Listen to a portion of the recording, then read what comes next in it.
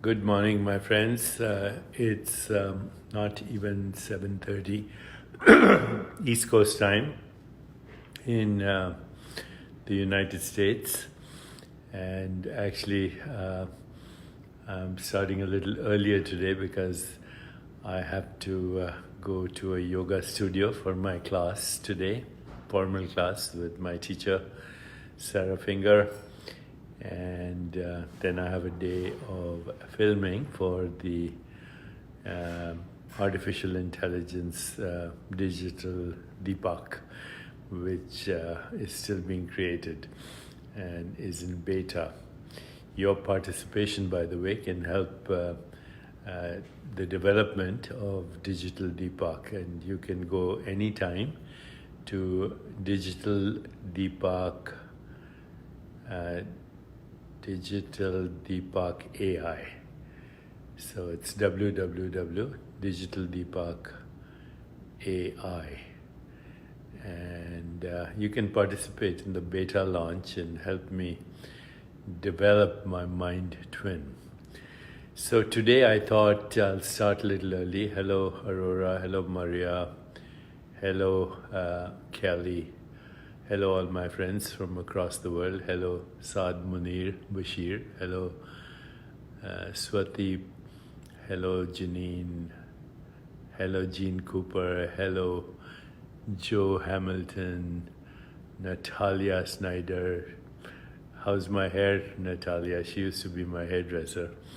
Okay, we're up to 500 people, so as soon as we get to 1,000, we'll start today's topic. Yes, Sabrina, the digital Deepak AI is the link. Digitaldeepak.ai, I think. Try it out and see. Okay, so today what I thought, because we're in interesting times, an election is coming up, the world seems to be in crisis, and there is a lot of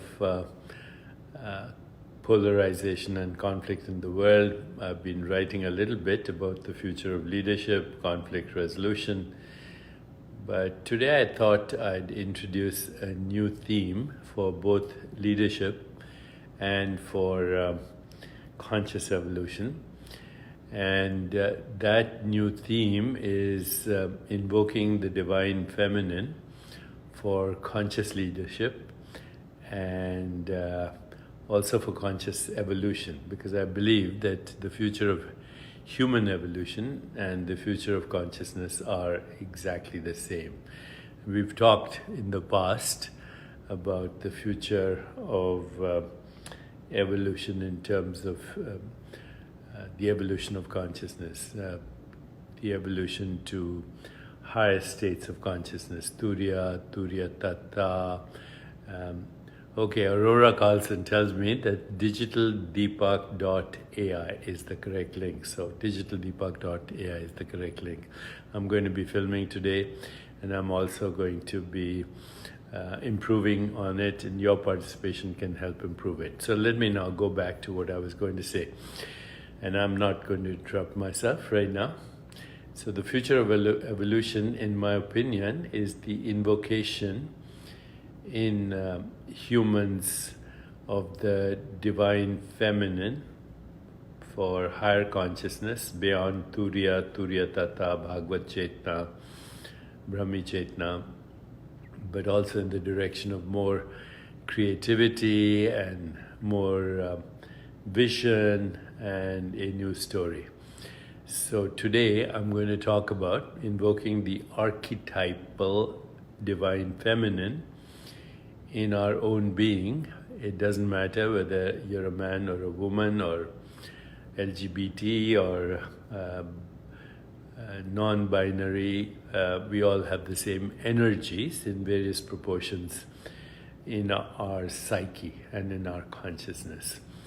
And so for as long as humans have been reflecting, and the cognitive revolution started about 30,000 years ago, and for most of this period we've been hunter-gatherers.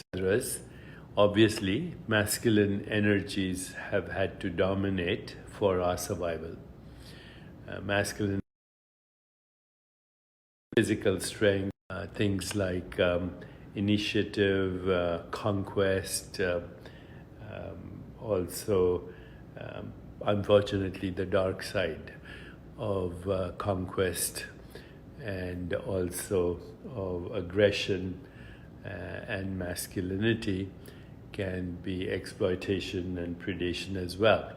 So whilst the masculine energies have been very important in our evolution throughout history, particularly in the hunter-gatherer age, as the age of agriculture came about 12,000 years ago, and then the industrial age, and now the information age. And as we move beyond the information age, I hope into the age of consciousness, we will see that in order to complete our evolution, it is now time to bring on the divine feminine. So, what is an archetype? An archetype is a concentration of energies, information that exist in our consciousness as states of possibility. So once again, archetypes are themes, motifs, symbolic representations of higher states of consciousness that represent certain themes, motifs, relationships, archetypes, and stories. And these stories are part of our collective consciousness, our cultural and spiritual inheritance that shape our individual behaviors and individual personalities as well.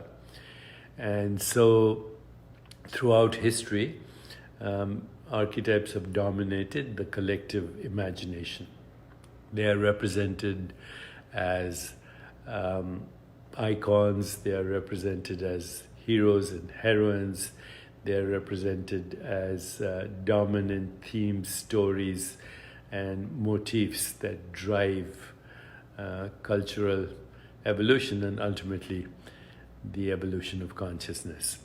And in every spiritual tradition across the world, the divine feminine has been invoked as a way to move into the next phase of our evolution as a conscious species, and also for the future of our leadership. I think the male archetype dominating culture has outrun its usefulness. So the feminine archetypes in every spiritual tradition, doesn't matter which part of the world, you go to the Puranas in India, you go to the Buddhist traditions where they talk about Dakinis and divine goddesses and divine beings. In the Vedantic and Puranic tradition, the goddesses like the goddess of abundance, the goddess of wisdom, the goddess of that destroys ignorance, Lakshmi, Saraswati, Durga have all dominated. But there are certain themes that are present everywhere, whether it's Egypt or India or ancient Greece. So for today, because many people are familiar with Western archetypes, let us see how the age of consciousness will be influenced by the divine feminine. So once again, an archetype is a symbolic representation of higher states of consciousness that represents a particular theme, a particular motif, a particular story, a particular context, a particular imagination, a particular creativity that comes with that. Here are the 7 most important feminine archetypes, the divine feminine archetypes that are needed in the world for both conscious evolution and also the future of leadership. And I'm saying this particularly right now, as you know, that there's a lot of polarization in our political discourse, irrespective of who becomes the next leader of the United States or any other country or any other corporation. We need to bring in the divine feminine, both for men and for women, although it's also time for women to be at least 50% of our leadership, if not more, as of course, as I said, that predominantly predatory and aggressive masculine energies have run out their usefulness. Okay, so here are the 7 divine archetypes that we need to all pay attention to. First, Demeter, the energy that we associate with mother. So when I think mother, I think beauty, intuition, nurturing, affection, and tenderness. Okay, we need this in our political discourse. We need this in our leadership. The energy of the mother. Beauty, intuition, affection, nurturing, and tenderness. Okay? Number 1. Number 2, Hera. Hera is the divine feminine of power. There have been many Hera-type leaders, from Catherine the Great to, name it, Golda Meir, Indira Gandhi, Bandra Naike in Sri Lanka, etc., etc. But they have been dominantly masculine, in a sense that they've basically, in a way, been influenced by the masculine notions of power. But true empowerment comes from self-esteem, comes from not feeling inferior or superior than anyone else. It also comes from presence and what is called charisma, but mainly presence. Presence, friendliness, graciousness, courtesy, deference, respect, good manners, and true self-esteem. That's the divine feminine, Hera. Hera, the Greek goddess, Hera. The first was Demeter, mother. The third is Artemis in Greece, but also referred to. Hi, Natalie. Thank you for bringing Sam here. So the third archetype is Artemis, the Greek goddess Artemis. In Roman literature, that would be Diana, like as in the name Princess Diana. And Artemis is the divine feminine that connects with nature, is conscious of nature conservation, a connection with our extended body that we call the environment. Understanding that the air is our breath and the rivers and waters are circulation, that the earth is recycling as our body, and the stars are manufacturing the dust, stardust, the atomic dust that goes in our body. So Artemis is very concerned about taking care of both the personal body and the extended body that we call nature. The third feminine archetype, Artemis or Diana.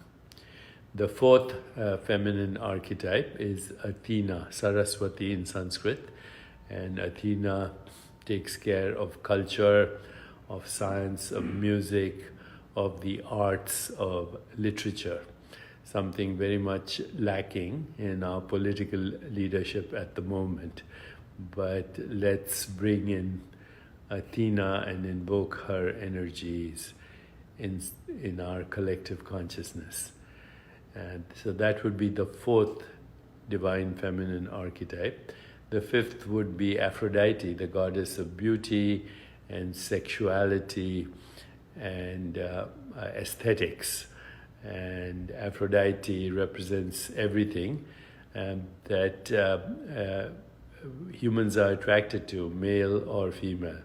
Seeing beauty is seeing yourself in an object, and experiencing the great love and sensuality that humans are capable of is seeing yourself and your shadows and another person as well, and therefore learning the art of forgiveness and non-judgment. So Aphrodite would be the fifth feminine archetype, representing beauty, sexuality, love, and sensuality. The sixth archetype is Persephone. Persephone is the healer, the alchemist. Who can go deep into the belly of the unconscious, look at all the energies, light and dark, sacred and profane, divine and diabolical, and actually by reshuffling these qualia experiences, create a new form of alchemy and healing. That would be Persephone. And the seventh archetype would be Hestia, the homemaker. Now imagine a government with a president or prime minister who represented in some shape or form at least all these seven archetypes, had access to the seven chakras, consciousness and biology checkpoints, as I call them, was also conscious of leadership as a good listener, emotionally intelligent, fully aware, action-oriented, empowered, taking responsibility, having integrity, having a higher calling, and changing the world. Imagine that. That we had these seven archetypes as the cabinet of a great leader, and extended that in the ecosystem in a distributed leadership. So once again, these would be the archetypes that represent the following themes: motherhood, power, self-esteem, nature, wisdom, art, culture, music, sensuality, sexuality, beauty, healing, alchemy, transformation, and taking care of the home and taking care of the world as our family. As we say in Sanskrit, Vasudev Kutumbukam, the world is my family. So, my dear friends, let us not worry about the great conflicts and the polarization that's happening in the world. Let's perhaps commit to being the change we want to see in the world.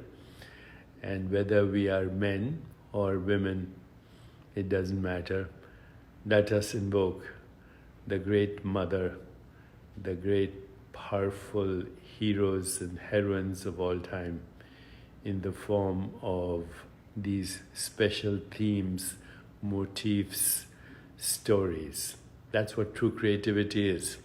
It's a quantum leap in context, meaning, purpose, energy, imagination, insight, intuition, creativity, and therefore transformation. Here's to the Divine Feminine.